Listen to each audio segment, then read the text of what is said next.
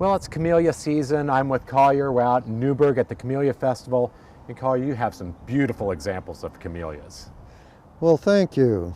Thank you. And we're hoping that your listeners will be coming to the Camellia Festival on Saturday. We're having, the Oregon Camellia Society is having its annual show here on Saturday.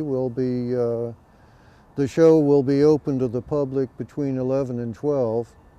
We'll have judging at 11 o'clock.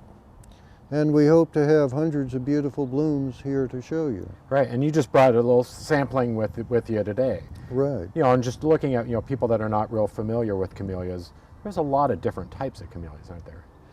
Yes, there are thousands of individual camellia varieties.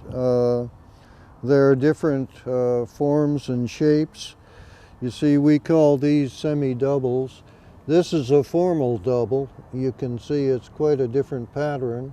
This is a single camellia. It only has a few petals. And we're really pleased with this one. This is, it's past, almost past its blooming season. This is called City of Newberg, and is named and registered with the American Camellia Society for the City of Newberg. And so people that want to grow a camellia and aren't too familiar with them, where's the best place, to plant a camellia? One of the biggest considerations is that camellias are at their best as partial shade plants. That full sun is, except for a few camellias, like this is one, is not usually best for them. There are two basic kinds of camellias, the fall blooming Sasanqua camellias and the winter blooming japonicas and others. But except for the Sasanquas, less than full sun is most desirable. And people can come out to the festival and learn a lot more about the camellia. So we're going to go head inside, and we're going to go talk to Carissa a little bit about the festival and what you guys have coming up here at the Chehalem Cultural Center. Okay, great. So I'm now with Carissa, and she's the Director of the Arts out here at the Chehalem Cultural Center. And so tell us a little bit about the Camellia Festival, which is today. The Camellia Festival this year looks a little different than normal. We just have the run walk in the morning. We've had staggered start times to accommodate smaller gatherings. And then we're having our annual bloom show in the gallery.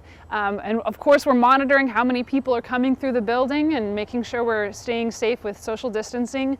And then we also are having our plant sale. And this year, with the plant sale, we're able to have online pre-sales. So again, limiting numbers of people coming in. But then we also have plants in our large ballroom where people can wander through and still purchase things. So people can come out today, they can enjoy the festival. But you guys do a lot more than just the Camellia Festival during the year, right? We do. We have year-round programming going on at the festival. We have, upcoming, we have our summer art camps for kids.